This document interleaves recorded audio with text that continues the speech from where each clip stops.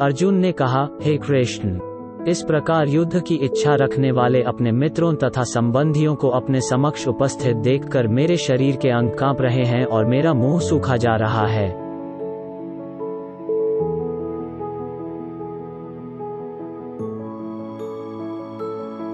यथार्थ भक्ति से युक्त मनुष्य में वे सारे सद्गुण रहते हैं जो सत्पुरुषों या देवताओं में पाए जाते हैं, जबकि अभक्त अपनी शिक्षा तथा संस्कृति के द्वारा भौतिक योग्यताओं में चाहे कितना ही उन्नत क्यों न हो, इन ईश्वरीय गुणों से विहीन होता है।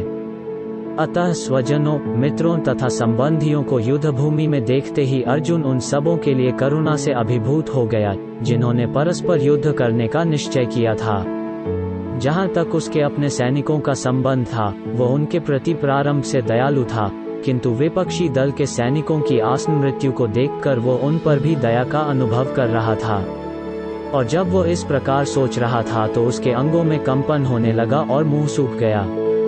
उन सबको युद्धाभिमुख देखकर उसे आश्चर्य भी हुआ। प्रायः सारा कुटुंब, अर्जुन के सगे संबंधी उससे युद्ध करने आए थे। यद्यपि इसका उल्लेख नहीं है, किंतु तो भी सहज अनुमान लगाया जा सकता है कि न केवल उसके अंग कांप रहे थे और मुंह सूख रहा था, अपितु वह दयावश रुदन भी कर रहा था। अर्जुन में ऐसे लक्षण किसी दुर्बलता के कारण नहीं, अपितु हृदय की कोमलता के कारण थे, जो भगवान के शुद्ध भक्त का लक्षण है।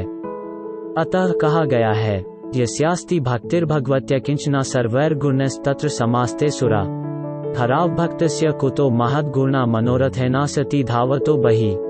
जो भगवान के प्रति अविचल भक्ति रखता है उसमें देवताओं के सद्गुण पाए जाते हैं, किंतु जो भगवत भक्त नहीं है उसके पास भौतिक योग्यताएं ही रहती हैं जिनका कोई मूल्य नहीं होता।